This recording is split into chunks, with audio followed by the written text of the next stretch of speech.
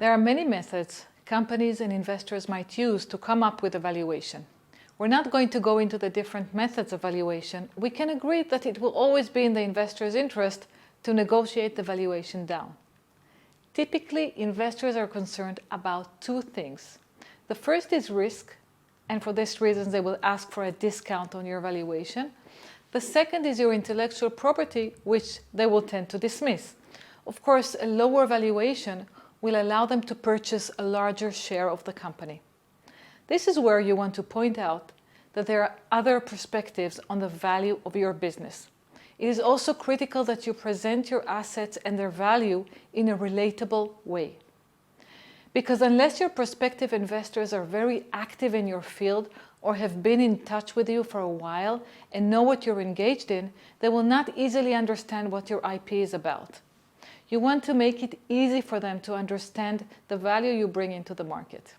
If you're a young company with no track record, no cash flow, etc., your investors may argue that your intangible assets are irrelevant. Or they may argue that there is a great deal of risk inherent in the investment. And while it is true that there is a unique bit of risk when investing in a startup, the primary driver of the company value is going to be with the intangible asset it's created or is expected to create. And this is where managers and founders need to make sure that they present their company's potential for future value.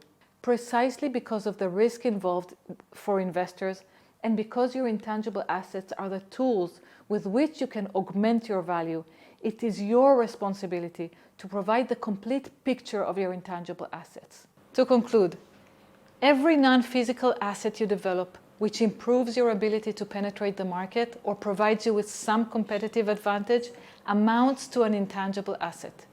When you are able to show how your IP assets are closely connected to your intangible assets, then the value of these assets increases. Regardless of the financial valuation utilized, make sure to clarify that there are other perspectives on the value of the business.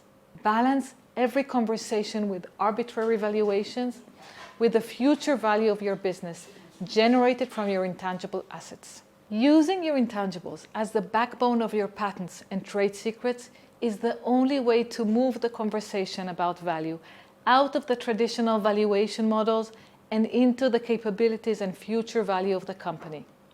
Investors or acquirers don't care about your physical assets or your company's non-existent cash flow. What they care about is your intangible assets, your brand, your data, your user base, and your value as a growth-oriented company is in your intangible assets.